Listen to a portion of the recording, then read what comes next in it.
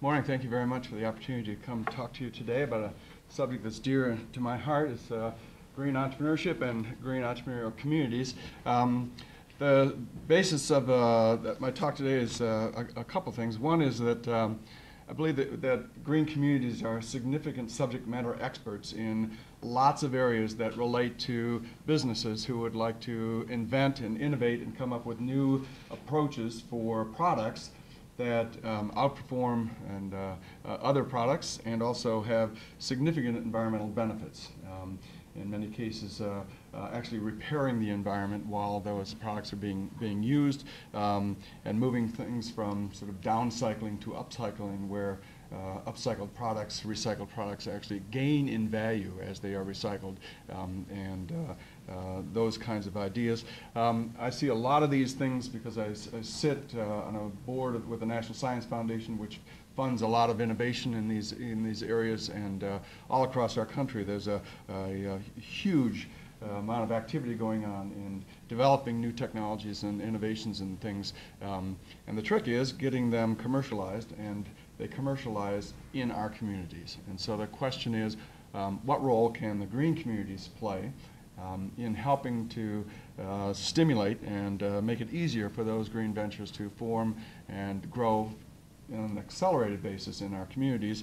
And the main issue that's associated with that is how do we link green communities with the economic development activities that are going on in the communities and across the state as well. So getting that link, and I have a foot in both camps, and I think that the economic development side of the house could benefit greatly by having a deep well of subject matter experts like yourselves who can help in this area.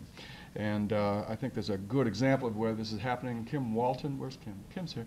Kim's with the Michigan Alternative Energy Research Center up in Muskegon, and has been doing some really interesting work in crossing this step.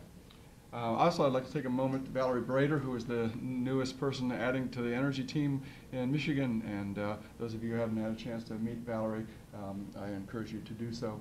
She's going to be heading up the energy policy issues for the new governor.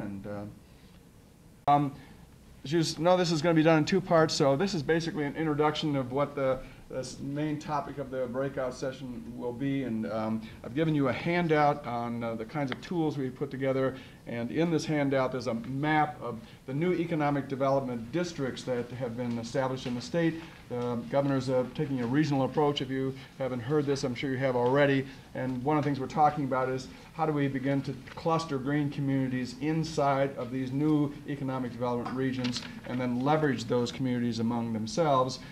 Things as simple as aggregated purchasing for LED lights and things like that. The U.S. Department of Energy gives money to the state of Michigan to manage and operate a state energy office. It has for a number of years. John Sarver, who you know, was my predecessor. That office was transferred over to the Michigan Economic Development Corporation, and we are now housed in the Michigan Economic Development Corporation. Steve Backel, who used to head up the wind activities for the state, is now heading up the energy office. Dan Gilmartin, who's the president of MML, and in this book that was referenced, and if you hadn't had a chance to read this is MML's publication about sense of place.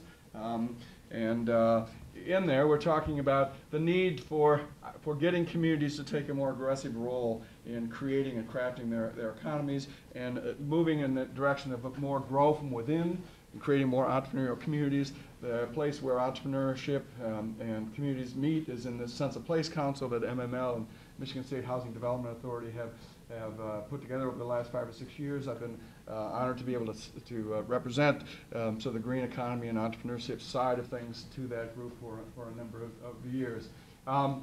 The Sense of Place Council looks at 8 factors that are important for building a sense of place and a kind of economy that can grow. And 2 of those key assets of communities can have, of course, of green initiatives and entrepreneurship. And that's where I see these 2 things really coming together. So the issue of the presentation we're going to talk about later in the breakout session, we'll really look at what kinds of tools are there out there that can be used to integrate sort of green communities activities that you've done with this emerging green economy things. And for the purposes of my presentation, a green community is basically anybody who's designated as a green community for the purposes of the MLL program. And green economy is the formation of ventures that fall within 6 areas. And those 6 areas representing 25 submarkets. Energy, obviously, is the area that I know most about, but it also includes clean water and sustainable transportation, which is huge for Michigan. Green manufacturing, which is green chemistry, advanced materials, et cetera. A lot of the leading companies in the world in green chemistry just happen to be in our state, ranging from BASF and Dow Chemical and Dow Corning and Energetics and others. So the types of technologies and things that go behind manufacturing, the tools that allow other manufacturers to adopt these technologies are made in Michigan, as well as companies that do these kinds of things, resource recovery, obviously, and sustainable living. So these are the main areas where green economy could grow. And when we talk about green economy, it is businesses that are involved in the research, development, and commercialization of products that fall within those six areas.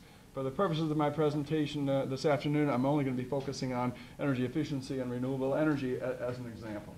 So here's where I see how these things come together. The Michigan Municipal League Green Communities Challenge is designed to reflect the growing body's commitment to adopt policies and programs of energy efficiency and conservation. This comes right out of your mission statement. It's pretty straightforward. MML also has a 21.3C initiative that provides technical services and solutions to help local leaders create a strong sense of entrepreneurship. So these things are there. The entrepreneurship piece and the green communities piece are already in place.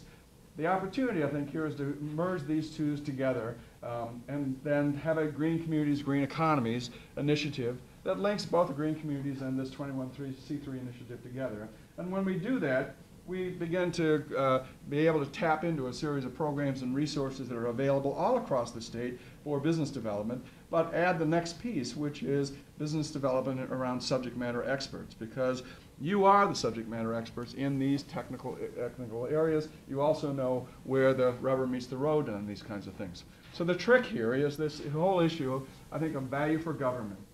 How do you deploy your green community assets in order to encourage green entrepreneurship and green initiatives? How can that get done, and what are the mechanisms to make that happen? And that's the basis of the presentation I'm going to be talking about here. Because bottom line is here, local individuals involved in green communities program typically are not the same people who are involved in local economic development. In many cases, they've never met before. So making these things kind of happen starts for a couple of things. One is you've got to understand what value you bring to the economic development table. And again, as subject matter experts, you know a lot about technology, you know vendors, you know the procurement process, you know how these things happen. A lot of the green assets that get deployed from business are done in partnership with government, and you know a lot about that process.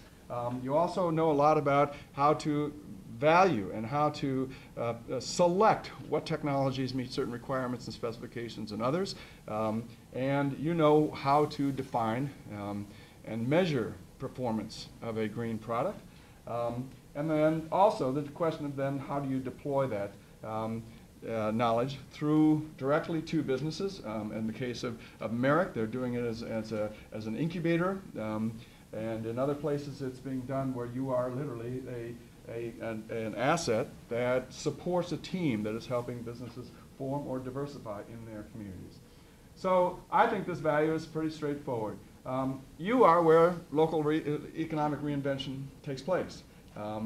It is in the communities. It's what happens in the communities. And when we have enough economic reinvention happening in your communities, then we'll have it as a state. We'll reach a tipping point. The Green Community Challenge sets an agenda. So there's a Green Communities Challenge, which is pretty straightforward. There are efforts out there, for example, model zoning laws for zoning and permitting and financing and solar systems and wind systems and others that are designed to reduce the cost, not add cost to systems, but reduce them. We have model financing programs like the PACE financing system that's going on in Ann Arbor. You are, again, subject matter experts. Your existing Green Communities program can dovetail with the new regional economic development strategy. We need to figure out a way to make that happen, but you are already organized within these regions. this is the only time you come together, is these kinds of meetings, we need to start thinking about how to have you come together locally in your region and much, much more.